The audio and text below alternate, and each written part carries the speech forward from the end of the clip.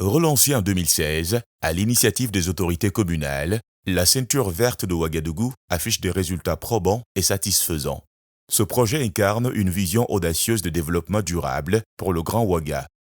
Aujourd'hui, alors que nous célébrons ces réussites, nous vous invitons à découvrir les acquis réalisés jusqu'à présent. De la lutte contre l'érosion des sols à la création d'emplois verts, explorez avec nous les fruits de cette initiative visionnaire. Cette initiative qui a été relancée en 2016, au jour d'aujourd'hui a des résultats assez palpables. Nous avions aujourd'hui pu aménager 40 hectares sur cette bande, et ces 40 hectares se matérialisent par une végétation assez intéressante, plus ou moins arborée. Donc on a pendant 6-7 ans, aujourd'hui une végétation assez importante. Nous avions aussi sur cette bande une activité maraîchère qui nourrit près de 2500 personnes directement, qui est par ricochet, et elle permet à près de 10 000 personnes dans les familles de pouvoir vivre de cette activité de la ceinture verte. Grâce à l'implication et au soutien d'entreprises citoyennes, ainsi que de partenaires financiers et techniques, la ceinture verte a réalisé des avancées significatives, créant des emplois au profit de la population, en particulier pour les femmes en situation de vulnérabilité. Les partenaires stratégiques, nous en avons, en tout cas au jour d'aujourd'hui, pas mal. Parmi lesquels je peux citer l'AMF, l'Association internationale des maires francophones, qui nous accompagne, et pour cette année 2024, les promesses que nous avons, ou bien les actions que nous sommes déjà en train de réaliser dans le cadre du soutien de l'AMF est très considérable. Vous allez le voir tantôt, le projet est en phase d'être mis en œuvre, il y a beaucoup d'actions qui sont déjà menées.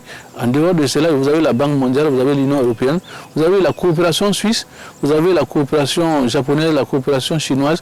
Tous ces partenaires sont intéressés, et pour vous dire, rien que pour 2024, nous avons plus de 260 hectares qui seront en tout cas valorisés au profit de nos vaines populations, au profit de ces femmes déjà stressées, vulnérables, en tout cas qui ne demandent que de quoi avoir à travailler pour pouvoir se nourrir.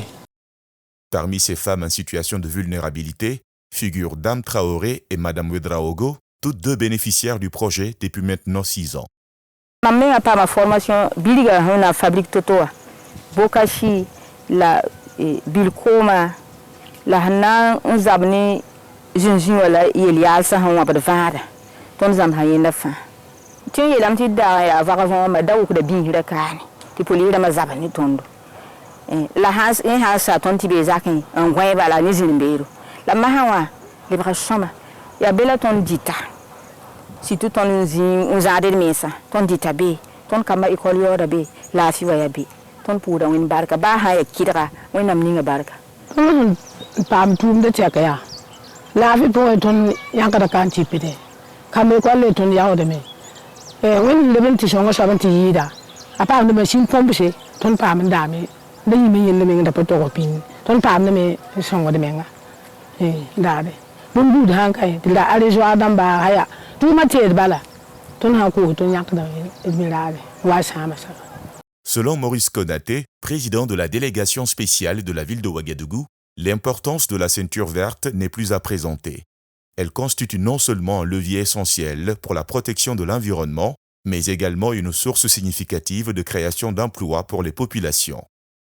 Face aux nombreux acquis du projet, la ville de Ouagadougou, grâce au soutien de ses partenaires techniques et financiers, continue de renforcer ses capacités techniques et logistiques au grand bonheur des utilisateurs de la ceinture verte. Ainsi, nous sommes sur ce site qui va de 12 hectares, qui est aménagé sur financement de l'Association internationale des maires francophones, de Wallonie-Bruxelles et de la ville de Bordeaux. Donc, ce financement va nous permettre d'aménager 12 hectares. Et sur ces 12 hectares, nous aurions environ on a 48 bassins de rétention d'eau qui vont se réaliser. Nous avons 4 châteaux d'eau. On a pu réaliser 4 forages de 40 mètres cubes l'heure, voilà, en termes de production, de pompage. Et nous avions 48 bassins dont le total du volume équivaut à 500 mètres cubes.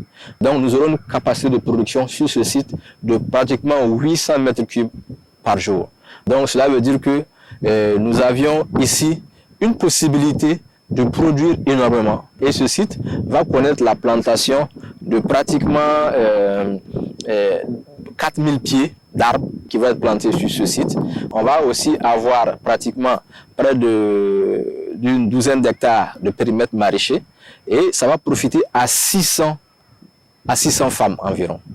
Et ces 600 femmes, chaque femme ici est dans un ménage et la taille d'un ménage c'est 7 personnes environ. Donc cela veut dire qu'in fine, ce projet va profiter à près de 5000 personnes.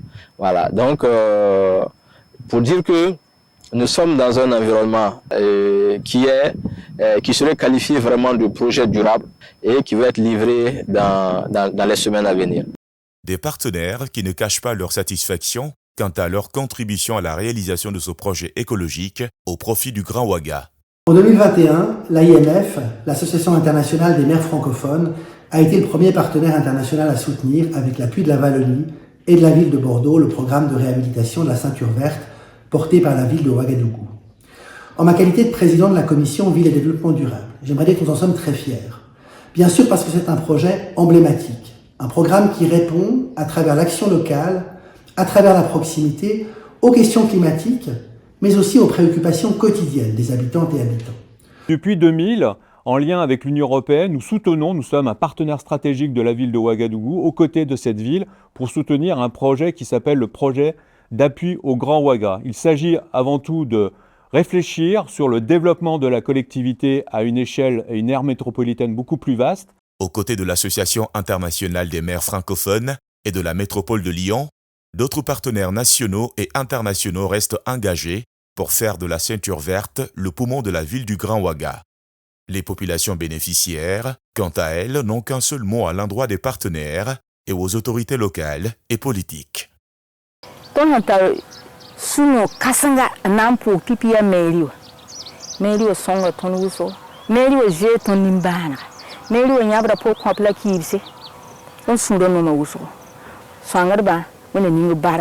mairie wa wana yalgab tumde